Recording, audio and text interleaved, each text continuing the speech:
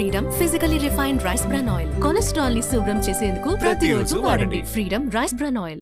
Welcome to Sai 2024 assembly ఎన్నికల్లో fire brand రోజా నగరి నియోజకవర్గం నుంచి ఎమ్మెల్యేగా హ్యాట్రిక్ కొట్టాలనుకుంటున్నారు.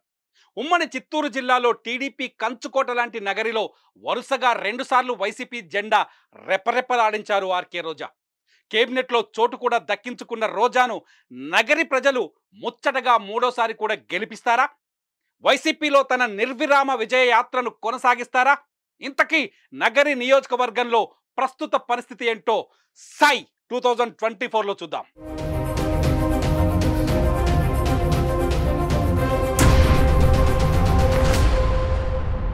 ఇప్పటి వరకు మనకందిన సమాచారం ప్రకారం నగరి నియోజకవర్గంలో మొత్తం ఓటర్లు 2,04,641 మంది. అందులో పురుష ఓటర్లు 1,02,55 మంది, మహిళా ఓటర్లు 1,04,379 మంది. మహిళా ఓటర్లే ఎక్కువ. ఇక్కడ 7 ట్రాన్స్జెండర్ల ఓట్లు ఉన్నాయి. నగరి నియోజకవర్గంలో తమిళ ఓటర్లు ఉన్నారు.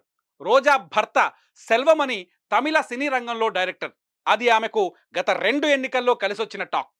అయితే ఇటీవల తమిళ సూపర్ స్టార్ రజనీకాంత్ విజయవాడకు వచ్చిన సందర్భంలో రాజకీయ వేడి రాజుకుంది. ఈ క్రమంలో రజనీకాంత్పై రోజా కొన్ని విమర్శలు చేశారు. ఆ ఎఫెక్ట్ ఈ ఎన్నికల్లో ప్రతికూల ప్రభావం చూపిస్తుందేమోనని అనలిస్టులు అంటున్నారు. ఓసారి 2019లో ఏం జరిగిందో చూద్దాం. 2019 ఎన్నికల్లో ఆర్కే రోజాకు 80,333 ఓట్లు వచ్చాయి. అంటే మొత్తం ఓట్లలో 47.6% ఆమెకు వచ్చాయి. టీడీపీ అభ్యర్థి గాలి భానుప్రకాష్కు 77,625 ఓట్లతో 2వ స్థానంలో నిలిచారు. ఆయనకు వచ్చిన ఓట్ల శాతం 46.0. సిపిఎం కూడా పోటీ చేసింది. పోచంరెడ్డి రాకేష్ రెడ్డికి ఇక్కడ 3,357 ఓట్లతో ఆయన 3వ స్థానంలో నిలిచారు. 2 సార్లు అవకాశం ఇచ్చిన రోజాకు మళ్ళీ నగరి ప్రజలు పట్టం కడతారా, లేకపోతే తండ్రి కొడుకు కూడా వరుసగా ప్రయత్నాలు చేస్తున్నారు కదా, ఒకసారి టీడీపీకి ఛాన్స్ ఇద్దాం అనుకుంటారా? మరి 2024లో ఇక్కడ ఏం జరగబోతుందో చూద్దాం. ఆర్కే రోజా ఇప్పుడు కూడా తన ప్రత్యర్థి గాలి భానుప్రకాష్తో పోటీ పడుతున్నారు. గాలి భానుప్రకాష్ తమ కుటుంబ వారసత్వ రాజకీయాలను ఈ ప్రాంతంలో నిలుపుకోవాలని గట్టిగా ప్రయత్నిస్తున్నారు.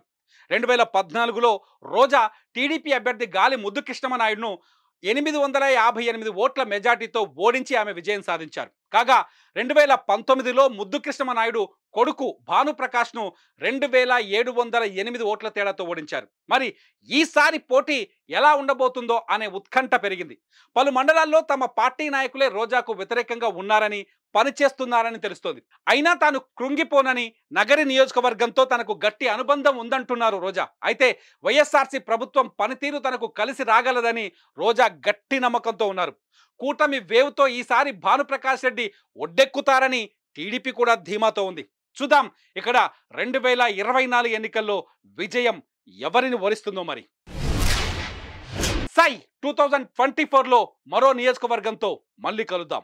సుమన్ టీవీలో మీ పర్సనల్ అండ్ బిజినెస్ ప్రమోషన్స్ కోసం కింది నెంబర్కి కాంటాక్ట్ చేయండి.